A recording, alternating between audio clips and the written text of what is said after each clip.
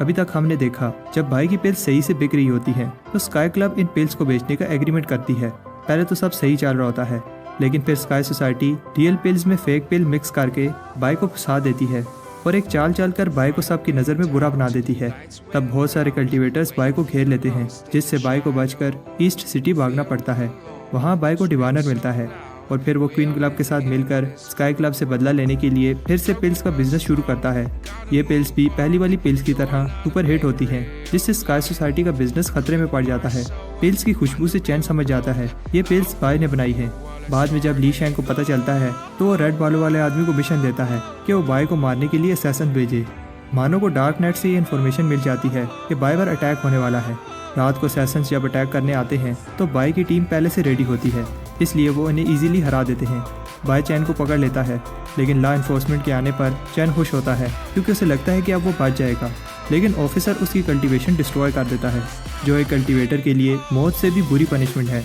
अब बाय को समझ आ जाती है उसे इसलिए टारगेट किया जा रहा है क्योंकि उसने सीक्रेट रेल में रिसोर्स डिस्ट्रीब्यूशन खराब कर दी थी, जिससे किसी पावरफुल पर्सन का प्लान खराब हो गया। उधर रेड बालों वाला आदमी यंग मास्टर को बताता है कि बाय फिर से बच गया। यंग मास्टर कहता है अब मुझे खुद ही कुछ करना होगा। अब आगे स्टोरी आगे बढ़ती है। उस रात के अटैक के बाद अभी तक स्काई सोसाइटी ने कुछ नहीं किया, लेकिन बाय को लगता है कि यह तूफान से पहले की खामोशी है और उसे एनिमीज का सामना करने के लिए और स्ट्रॉन्ग बनना होगा। बाय अभी जो आइस एबिलिटी प्रैक्टिस कर रहा है, इसकी 4 स्टेजेस हैं। अभी बाय चौथी स्टेज पर है और ब्रेक थ्रू के बाद गोल्डन कोर की मिडिल स्टेज पर पहुंच जाएगा। बाय की कल्टीवेशन स्पीड देखकर सब उसे रिस्पेक्ट दिखाते हैं। हमें पता चलता है कि बाय कई दिनों से क्लोज डोर कल्टीवेशन कर रहा था, इसलिए डिवाइनर ने बाय के लिए अच्छे अच्छे खाने बनवाए हैं।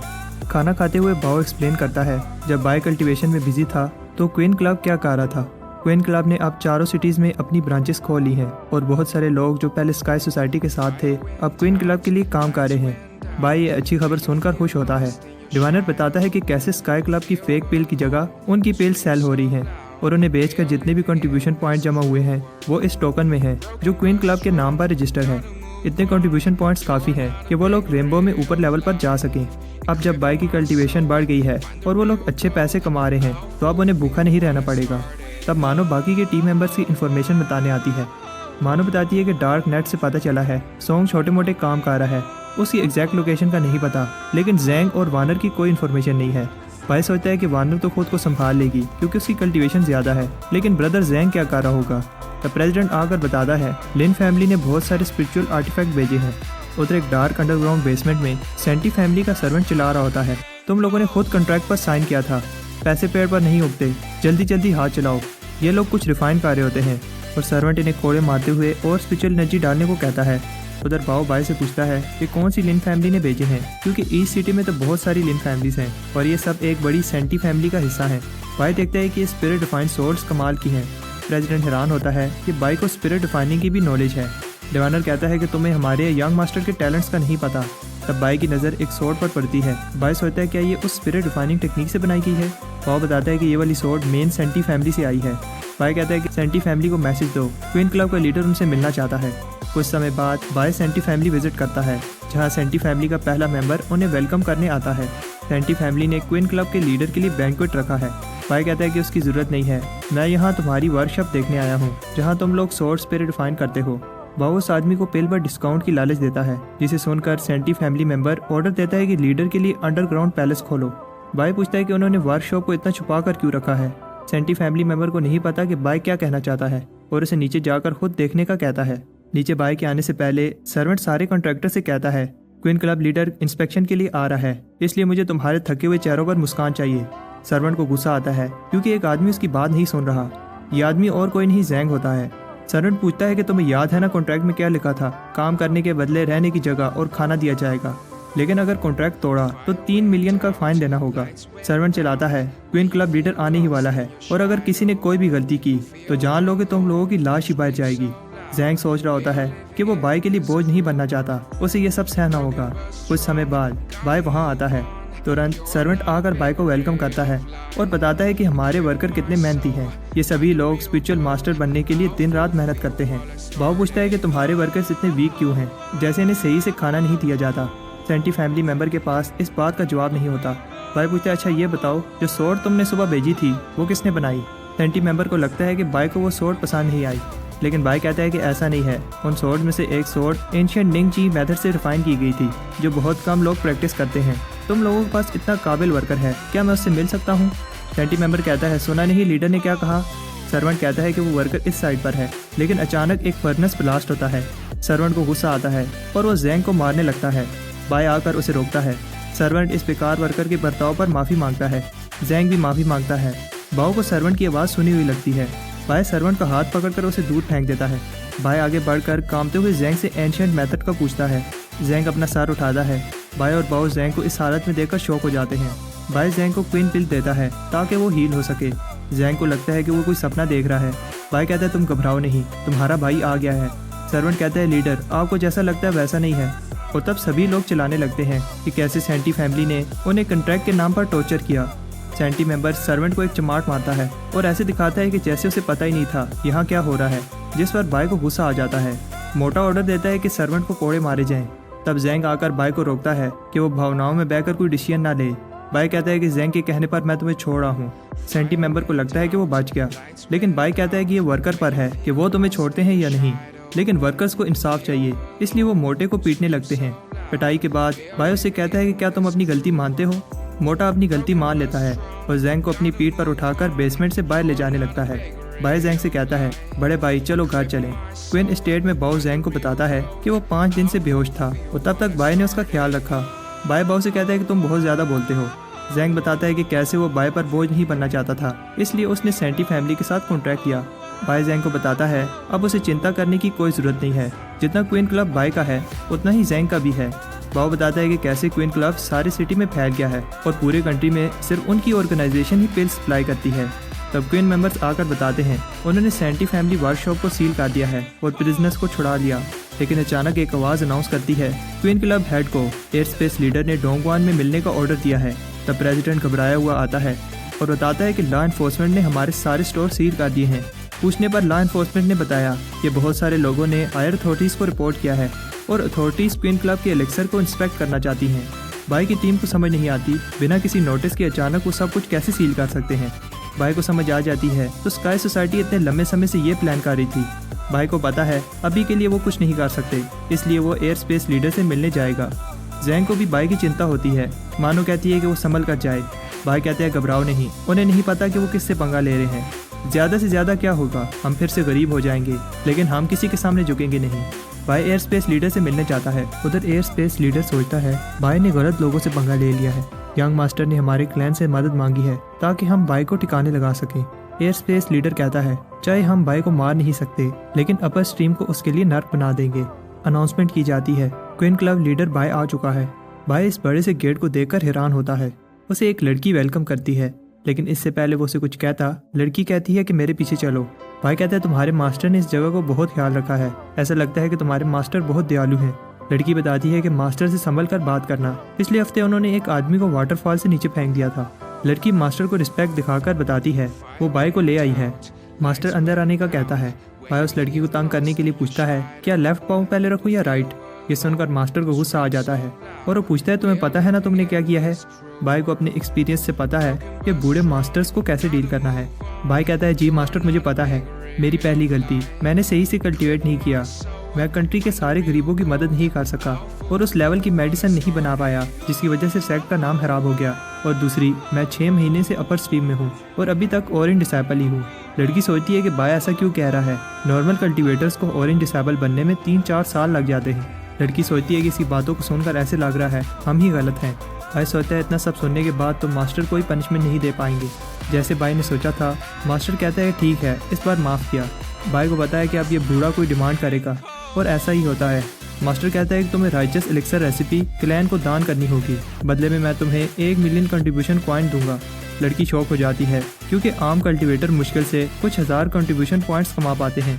बाय सोचता है क्या ये लोग मुझे फंसा तो नहीं रहे, 1 मिलियन तो मैं 1 महीने में कमा लेता हूँ। मास्टर बताता है कि 1 मिलियन कंट्रीब्यूशन पॉइंट से बाय येलो डिसेबल बन जाएगा। बाय पहले तो सोचता है और फिर क्लैन को रेसिपी दान करने के लिए मान जाता है, लेकिन बताता है कि वो येलो डिसेबल अपने दम पर बनना चाहता है। लड़की को विश्वास नहीं होता कि कोई इतनी अच्छी ऑफर कैसे इनकार कर सकता है। मास्टर को गुस्सा आता है, उसे लगता है कि बाय पागल हो गया है। येलो स्टेट पर एनर्जी और भी प्योर होती है जिससे कल्टीवेशन में समय कम लगता है। बाय नहीं मानता क्योंकि अगर वो ऐसे ही येलो डिसाइपल पर चला गया तो जो लोग मेहनत कर रहे हैं उनको मेहनत पर से विश्वास उठ जाएगा। मास्टर सोचता है कि मेरे पास समय कम है और हेवनली बॉडी को समन करके बाय को ऑर्डर देता है कि उसे ये रिवार्ड लेना ही होगा। लड़की बाय से कहती है मास्टर ने कभी किसी को ऐसे नहीं ट्रीट किया, उसे उनकी बात मान लेनी चाहिए। बाय सोचता है कि लगता है ये एल्डर मुझे रिवार्ड दिए बगैर नहीं जाने देगा। बाय कहते हैं अगर एल्डर इतना प्यार से गिफ्ट देना ही चाहते हैं तो 1 मिलियन पॉइंट्स की जगह एक घर रहने को दे दें। उधर क्वीन क्लब मेंबर्स छोड़कर जा रहे होते हैं। बाव उन्हें रोकता है लेकिन उन्हें काम चाहिए, काम के बिना घर नहीं चल सकता। डिवाइनर कहता है कि हमने जहाँ से शुरुआत की थी उधर वापस आ गए। तब बाय आकर कहता है घबराओ नहीं, लोग पत्थर उसी पेड़ को मारते हैं जिस पर फल होता है, हम फिर से सब कुछ बना लेंगे। मानो को बाय की फिक्र हो रही थी क्योंकि बाय ने आने में इतने दिन लगा दिए। बाय कहता है अब हम पेल नहीं बेच पाएंगे। बाव पूछता है तो फिर हम अब क्या करेंगे। बाय सबसे कहता है अगर तुम लोग अपने कंट्रीब्यूशन पॉइंट लेकर जाना चाहते हो तो जा सकते हो, लेकिन वो लोग नहीं जाना चाहते। क्वीन मेंबर्स भी वादा करते हैं कि वो मरते दम तक बाय का साथ देंगे। सब कहते हैं कि वो एक फैमिली हैं और हमेशा साथ रहेंगे। बाय कहते हैं तो फिर ठीक है, अपना सामान पैक करो, हमें जाना होगा। सिटी में लोगों को बुरा लग रहा होता है क्योंकि क्वीन क्लब के साथ गलत हुआ। बाय और उसकी टीम एक रेगिस्तान से होते हुए एक पोर्टल से थोड़ा दूर रुकते हैं। मानो बताती है कि ये पोर्टल एंशिएंट रूइन में जाकर खुलता है जहाँ लोग मिशन पूरा करके पैसे कमाने आते हैं, लेकिन इसके अंदर जाने और बाहर आने का एक ही रास्ता है जिसे स्काई सोसाइटी गार्ड करती है और बिना टोकन के अंदर नहीं जा सकते। इतना ही नहीं, ये लोग जो भी अंदर कमा कर लाते हैं 30% स्काई सोसाइटी को देना पड़ता है। स्काई सोसाइटी की आधी इनकम इसी जगह से आती है। बाय कहता है कि हम यहाँ सेटल होने वाले हैं। बाय की ये बात सुनकर सब शौक हो जाते हैं।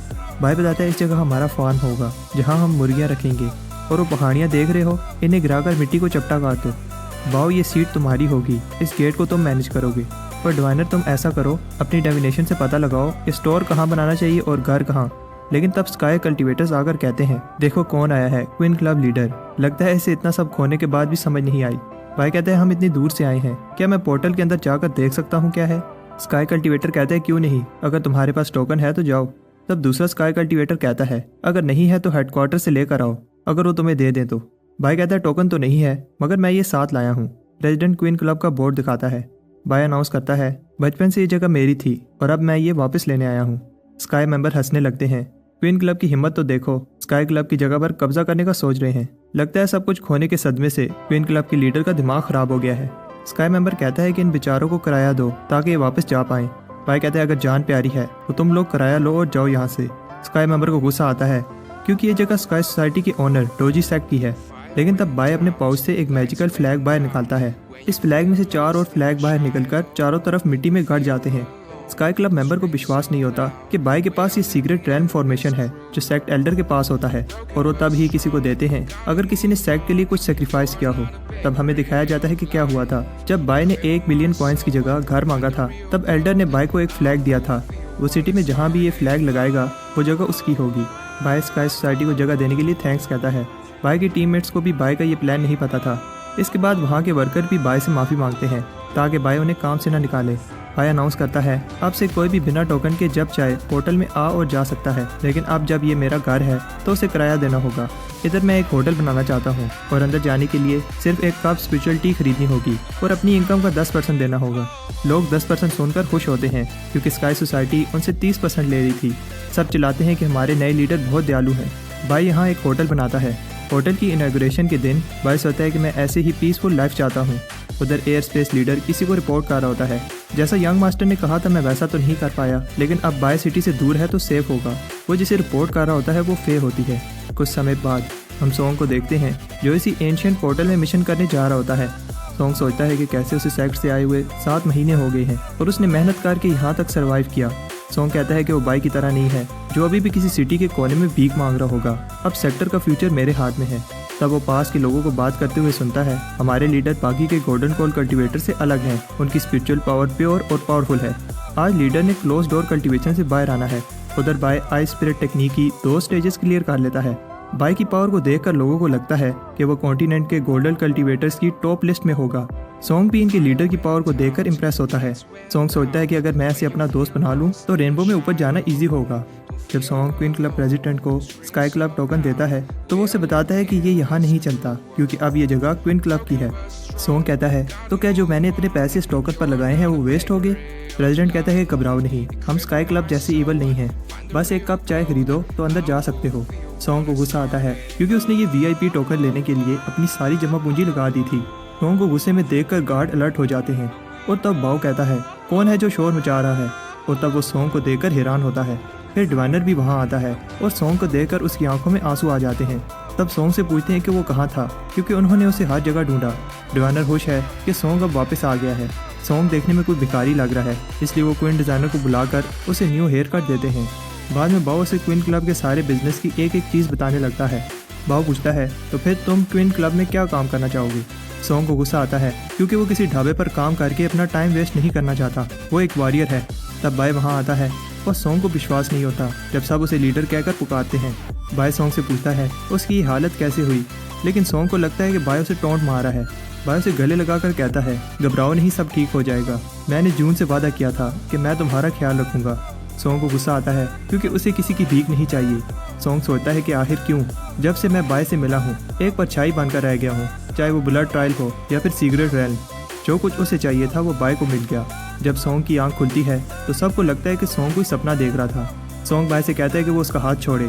बाय को लगता है कि सॉन्ग सपने में रेनबो में ऊपर जाने की बात कर रहा था, इसलिए बाओ को ऑर्डर देता है क्वीन क्लब टोकन लाओ। बाय कंट्रीब्यूशन पॉइंट यूज करके सॉन्ग को रेड डिसेबल बना देता है। इससे पहले सॉन्ग कुछ कहता एक फोर्स उसे ऊपर खींच लेती है। बाय कहता है ऊपर जाकर अपना ख्याल रखना। सब सोचते हैं कि सॉन्ग जाते हुए कुछ कहना चाहता था। डिवाइनर को लगता है कि सॉन्ग इस गिफ्ट के लिए थैंक्स कहना चाहता होगा। बाय कहता है क्या तुम में से कोई ऊपर असेंड करना चाहता है? वैसे भी कुछ ही समय में मैं भी असेंड हो जाऊंगा, तो किसी को ऊपर जाकर क्वीन क्लब के लिए रास्ता बनाना होगा। जैंग ये काम करना चाहता है, लेकिन फिर मानो और डिवाइनर भी जाना चाहते हैं। सब एक एक करके रेड डिसेबल बनकर रेनबो में असेंड हो जाते हैं। बाय बाओ से पूछता है क्या तुम नहीं जाना चाहते? बाओ बताता है कि अब मैं कुछ समय के लिए क्वीन होटल में रिलैक्स करना चाहता हूँ, और वैसे भी किसी को तो होटल को संभालना है। बाय को इस बात की चिंता है क्योंकि उन्होंने स्काई क्लब की जगह ली। ऐसा नहीं है कि वो लोग इस बात से चुप रहेंगे। तभी क्वीन क्लब के बाहर एक गोल्डन लाइट पड़ती है और एक आदमी डिसेंड होता है। ये आदमी स्टार फैमिली का यंग मास्टर ली शेंग होता है। इसके साथ डोजी सेक्ट के 3 कल्टीवेटर्स होते हैं जिन्हें 3 लॉन्ग ब्रदर के नाम से जाना जाता है। इनका लिस्ट में रैंक 900 है। इससे पहले बाय साहब को अंदर जाने का कहता तब पहले ही होटल में जा चुके हैं। ली शेंग कहता है अगर जान प्यारी है तो घुटने टेक दो, अपना सामान उठाओ और भागो यहाँ से। भाई को अपनी हेवनली आइज की हेल्प से पता चलता है कि ये सब लोग गोल्डन कोर पर हैं, लेकिन ली शेंग की कल्टीवेशन बाय जितनी स्ट्रॉन्ग नहीं है। बाय कहता है ये प्राइवेट प्रॉपर्टी है, जाओ यहाँ से। ली शेंग कहता है कि मुझे समझ नहीं आती तुम जैसे नाली के कीड़ों को किस चीज़ का घमंड है, और अपने एक आर्टिफैक्ट की हेल्प से बाय की फॉर्मेशन को तोड़ देता है। ली शेंग बाय को जाने का एक और मौका देता है। बाय कहते हैं अगर ना जाऊँ तो। ली शेंग को गुस्सा आता है और कहता है लगता है घी निकालने के लिए उंगली टेढ़ी करनी ही होगी। 3 लॉन्ग ब्रदर्स मिलकर एक बड़ा सा फायर अटैक करते हैं जिसे बाय अपनी आइस एबिलिटी से रोकने की कोशिश करता है। तब आइस बनना रुक जाती है और बाय क्वीन क्लब मेंबर्स को प्रोटेक्ट करने के लिए होटल को अपनी आइस से कवर कर लेता है। तब अचानक बाय उसके पीछे आता है और अपनी अनडैंग लेग से अटैक करता है, जो एक लॉन्ग ब्रदर रोक लेता है। लिंग शेंग को समझ नहीं आती कि बाय एक गोल्डन कोर होते हुए भी इतना पावरफुल कैसे है। बाय इजीली लॉन्ग ब्रदर्स को हरा देता है। बाय कहता है तुम बस एक अमीर बाप की बिगड़ी हुई औलाद हो जिसे कल्टीवेशन का कुछ नहीं पता। ली शेंग को अपने मास्टर की बात याद आती है जब उसके मास्टर ने उसकी कल्टीवेशन को बेकार कहा था, क्योंकि ली शेंग सिर्फ एलिक्सर से अपनी कल्टीवेशन बढ़ा रहा है। ली शेंग को गुस्सा आता है और कहता है कि आज वो बाय को मार डालेगा, लेकिन तब बाय अपनी आइस एबिलिटी से उसे दूर फेंक देता है। ली शेंग कहता है मेरे पास मत आना, अगर मुझे कुछ भी हुआ तो टैरन फैमिली तुम्हें मास्टर सेक्टर से बाहर निकलवा देगी। बाय अटैक बंद कर देता है। ये देखकर ली शेंग कहता है अगर तुमने अभी भी माफ़ी ना मांगी तो 3 दिन में तुम्हें मास्टर सेक्टर से बाहर निकाल दिया जाएगा। ये सुनकर बाय इमोशनल हो जाता है और फिर ली शेंग को एक चमाट मारकर कहता है कि आप 2 दिन लगेंगे। बाय खुश है क्योंकि वो अपने सेक्टर वापस जा पाएगा। क्वीन मेंबर्स बात कर रहे होते हैं कि कैसे कौन सेक्टर में रहेगा और कौन नहीं। ये डिसीजन सिर्फ एल्डर के पास है, और अगर किसी बाय जैसे होस्टेज को रिलीज करना हो तो फाउंडर की परमिशन चाहिए होगी। ली शेंग को समझ नहीं आती आखिर बाय क्या चाहता है, और अब वो और ज़्यादा समय इस पागल के साथ नहीं रुकना चाहता। ली शेंग जाते हुए बाय को धमकी देता है देखो अब मैं तुम्हारे साथ क्या करता हूँ। बाय कहता है ठीक है, संभल कर जाना। बाओ बाय की पावर से इंप्रेस होता है, लेकिन पूछता है इन लॉन्ग ब्रदर्स का क्या करना है। बाय कहता है कि होटल के बाहर गार्ड्स नहीं हैं, और बाद में हम देखते हैं लॉन्ग ब्रदर्स होटल के बाहर बर्फ बने होते हैं। अंदर बाय सपने में देख रहा होता है कि ली शेंग ने उसे सेक्टर से बाहर निकलवा दिया और अब वो अपने सेक्टर वापस जा रहा है। उधर ली शेंग और रेड बालों वाला आदमी कुछ प्लान कर रहे होते हैं। ली शेंग ऑर्डर देता है स्टार्ट करो। उधर टोकन में लाइट देखकर बाय की आंख खुल जाती है। ली शेंग बाय से बदला लेने के लिए बाय के टोकन में धड़ाधड़ पॉइंट्स डलवा रहा होता है ताकि बाय असेंट हो जाए। बाय ली शेंग का प्लान समझ जाता है, इसलिए वो पॉइंट ट्रांसफर करने के लिए क्वीन क्लब टोकन मंगवाता है। जब तक टोकन नहीं आ जाता तब तक बाय सारे क्वीन मेंबर्स को जल्दी जल्दी पॉइंट ट्रांसफर करता है। ली शेंग सबको ऑर्डर दे रहा होता है, जल्दी जल्दी हाथ चलाओ। उधर बाओ टोकन ले आता है, लेकिन इससे पहले वो बाय को टोकन देता बाय की लिमिट पूरी हो जाती है और वो रेनबो में असेंड होकर ऑरेंज डिसाइपल बन जाता है। ली शेंग और उसकी टीम खुश होती है क्योंकि उन्होंने बाय से बदला ले लिया। रेनबो वे पॉइंट पर कुछ कल्टीवेटर्स नए ऑरेंज डिसाइपल के आने का वेट कर रहे होते हैं। वो इतनी ब्राइट गोल्डन लाइट देखकर सोचते हैं आखिर इसने कितने कंट्रीब्यूशन पॉइंट यूज़ किए हैं। फिर वो सीरियस हो जाते हैं और बाय को स्पीच देने लगते हैं, कैसे उसे मेहनत करनी चाहिए, ब्ला ब्ला। बाय खुश नहीं लगता और कहता है कि उसके दोस्तों ने उसे सेंड करने में बहुत मेहनत की, वो उन्हें थैंक यू भी नहीं कह पाया। नीचे स्काई क्लब के लोग पार्टी कर रहे होते हैं क्योंकि उनकी बाय नामी प्रॉब्लम खत्म हो चुकी है। इसी खुशी में 3 दिन तक पार्टी होगी। उधर बाय को मानो लेने आती है। बाय कहता है मेरी वाइफ आ चुकी है, मुझे जाना होगा। मानो बाय से पूछती है स्काई क्लब को तुम्हारे असेंड करने में 10 गुना ज्यादा कॉइंस लगे होंगे, उन्होंने बहुत सोच समझकर आज का दिन चुना है। बाय को समझ नहीं आती कि मानो क्या कहना चाहती है। मानो कहती है कि दीवारों के भी कान होते हैं, इसलिए सेफ जगह जाकर बात करते हैं। बाय कहता है यहाँ स्पिरिचुअल एनर्जी बहुत डेंस है। मानो बताती है कि ये टैंगलैंड माउंटेन है जो स्पिरिचुअल सी के बहुत पास है। जितना स्पिरिचुअल सी के पास होगे उतनी ही कल्टीवेशन स्पीड फास्ट हो जाएगी। यहाँ कई सदियों से लोग कल्टीवेट कर रहे हैं, इसलिए इस जगह की हिस्ट्री बहुत पुरानी है।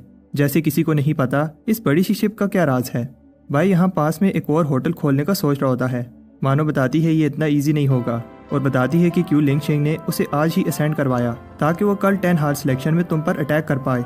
मानो एक्सप्लेन करती है 10 हाल सिलेक्शन क्या है। हर साल 10 हाल्स कुछ कल्टीवेटर्स को स्पेशल मिशन करने का चांस देते हैं और उनके बदले में उन्हें पॉइंट्स दिए जाते हैं। इतना ही नहीं, मिशन में जो भी रिसोर्सेज मिलेंगे उसका 50% पार्टिसिपेंट को मिलेगा।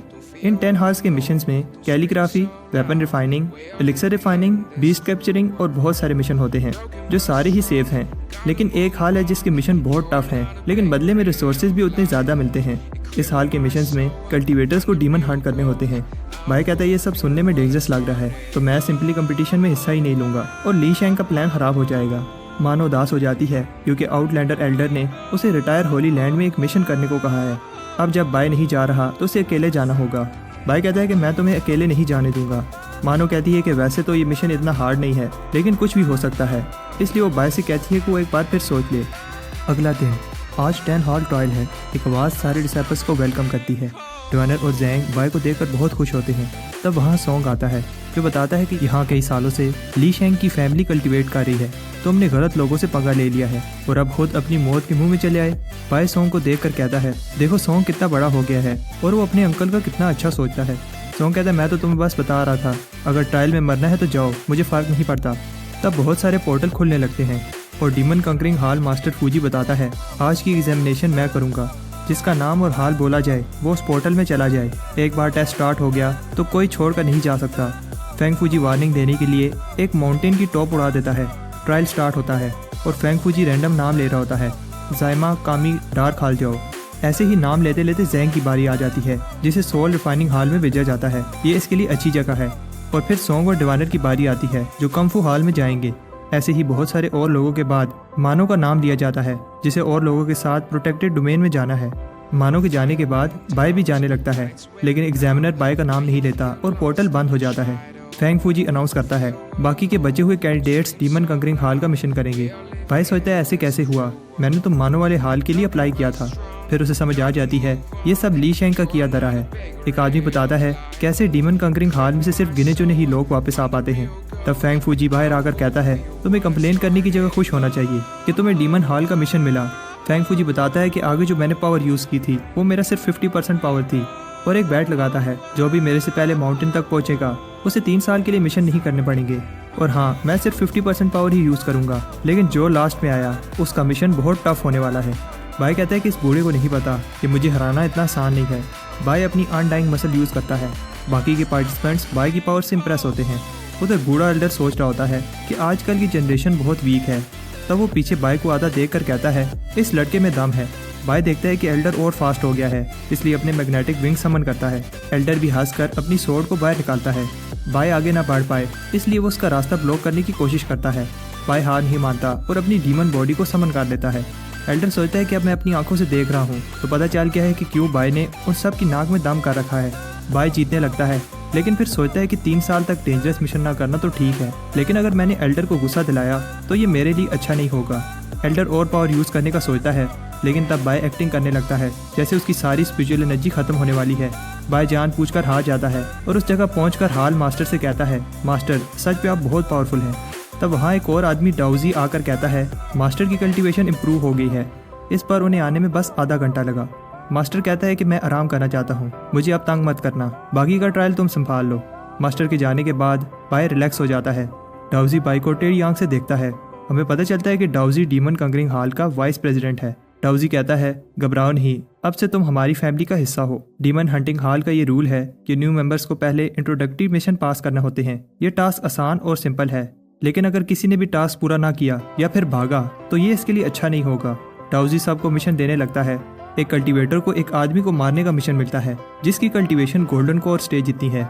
फिर बाई की बारी आती है और उसे एक प्रोस्टिट्यूट को अरेस्ट करने का मिशन मिलता है जिसका नाम जाओ है और उस आदमी की कल्टीवेशन फाउंडेशन एस्टेब्लिशमेंट की पीक पर है। जब सब ये नाम सुनते हैं तो पूछते हैं कि हमने सही सुना, वाइस प्रेसिडेंट ने जाओ का नाम लिया है। बाई को समझ नहीं आती ये जाओ कौन है। वो डाउजी को ये मिशन देने के लिए थैंक्स कहता है, लेकिन उसे थोड़ा शक होता है।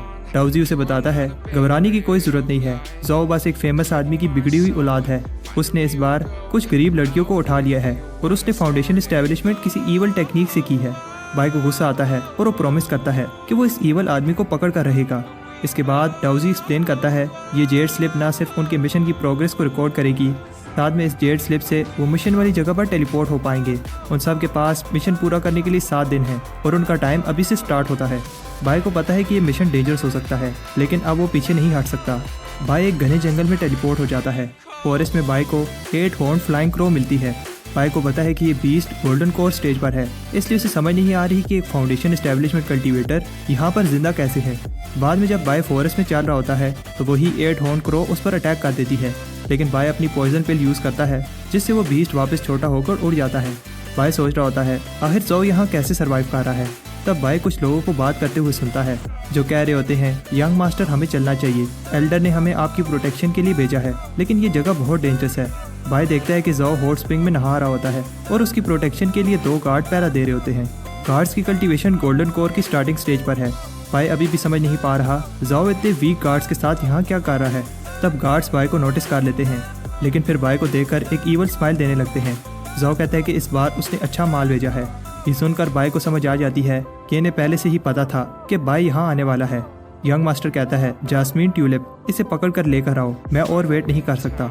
जास्मीन और ट्यूलिप इन वैशी दरिंदों का नाम होता है जो बाई को पकड़ने के लिए उस पर अटैक कर देते हैं। उन्हें बताया गया था कि बाई की पावर गोल्डन कोर जितनी है, लेकिन उन्हें इस बात पर विश्वास नहीं हो रहा। यंग मास्टर कहता है कि मुझे ये खिलौना जिंदा चाहिए, इसे मार मत देना। जास्मीन और ट्यूलिप को लगता है अगर वो मिलकर अटैक करें तो वो इसे पकड़ पाएंगे, लेकिन ये उनकी गलतफहमी होती है। बाई का एक अटैक उन्हें रोकने के लिए काफ़ी होता है। ट्यूलिप कहता है, यंग मास्टर भागो, इन्फॉर्मेशन गलत थी, ये कोई आम कल्टीवेटर नहीं है। जाओ डर कर भागने लगता है, लेकिन बाई कहता है कि कहाँ जा रहे हो, बैठकर बात करते हैं। जाओ कहता है, छोड़ो मुझे, क्या तुम्हारे घर में बाप भाई नहीं है? तुम मेरी फैमिली को नहीं जानते। जाओ की शर्ट फट जाती है जिससे वो बचकर भाग निकलता है। बाई कहता है कि जितना भी भाग लो तुम बचकर नहीं जा सकते। उधर जाओ जंगल में दूर निकल जाता है, लेकिन वो जहाँ भी जाता है बाई पहले पहुँच जाता है। ये देखकर जाओ डर जाता है। बाई को गुस्सा आता है, इसलिए वो एक मधुमक्खियों का छत्ता इस पर फेंक देता है। बाई कहता है कि पानी लेफ्ट साइड पर है, लेकिन जाओ पेड़ से टकरा जाता है। बाई कहता है, सॉरी, मेरा लेफ्ट यानी तुम्हारा राइट। पानी से बाहर निकलने के बाद जाओ रैम की भीख मांगता है और बाई को सारी इन्फॉर्मेशन देने के लिए मान जाता है। जाओ बताता है कि कैसे डीमन कंकरिंग हॉल ने 2 दिन पहले उसे बाई की लोकेशन भेजकर कहा था कि वो बाई को फॉरेस्ट में आते ही खत्म कर दें। बाई को ये बात समझ नहीं आ रही। ली शेंग को पता है कि ये वीक कल्टीवेटर्स मुझे मार नहीं पाएंगे, तो आखिर ली शेंग का प्लान क्या है? बाई ये सोच ही रहा होता है कि जाओ फिर से भागने लगता है, लेकिन तब अचानक 8 हॉर्न क्रो आकर उसे खा जाती है और पीछे सिर्फ 2 का पेंडेंट रह जाता है। इससे पहले क्रो बाई पर अटैक करती बाई पिल निकालता है, जिसे देखकर बीस्ट भाग जाता है। तब अचानक पेंडेंट के गायब होने के बाद काले बादल छा जाते हैं। एक आवाज़ गुस्से से पूछती है, आखिर किसने मेरे एरिया में आकर मेरे डिसाइपल को मारा? उधर डाउजी ली शेंग को रिपोर्ट करता है कि मैंने सब कुछ प्लान के हिसाब से कर दिया है, लेकिन तब वो हॉल मास्टर को देखकर घबरा जाता है। ऐसा लग रहा है कि हॉल मास्टर इस प्लान में शामिल नहीं है। हॉल मास्टर फैंग फूजी बताता है, मुझे हेवनली बीइंग बनने का चांस मिला है और अब ये मेरे एक डिसाइपल बाय पर है कि मैं बन पाऊंगा या नहीं। डाउजी को समझ नहीं आती मास्टर बाय का क्यों पूछ रहे हैं। मास्टर कहते हैं, जितना कहा जाए उतना करो, बाय को इनिशियल मिशन करने की जरूरत नहीं है। डाउजी कामते हुए बताता है उसने बाय को ईवल फॉरेस्ट में मिशन के लिए भेजा है। ये सुनकर फैंग फूजी को गुस्सा आता है। डाउजी मास्टर से माफी मांगता है, लेकिन फैंग फूजी गुस्से में चला जाता है। बाहर फैंग फूजी सबको ऑर्डर देता है, डीमन कंकरिंग बैटलशिप रेडी करो। डाउजी सोचता है आखिर ये बाय कौन है। हाल मास्टर शिप पर आते ही ऑर्डर देता है, बैटल के लिए ईवल फॉरेस्ट चलो। उधर बाय उस अटैकर को समझाने की कोशिश करता है कि इसमें मेरी गलती नहीं है, उस बर्ड ने इसके डिसाइपल को खा लिया था। ये मॉन्स्टर जैसे दिखने वाला आदमी बाय पर एक पावरफुल अटैक करता है, जिसे बाय बड़ी मुश्किल से रोकता है। बाय को पता है कि वो इससे लड़ नहीं सकता, इसलिए वो एंशिएंट डीमन सील और क्वैशू फॉर्मेशन यूज करता है। एंशिएंट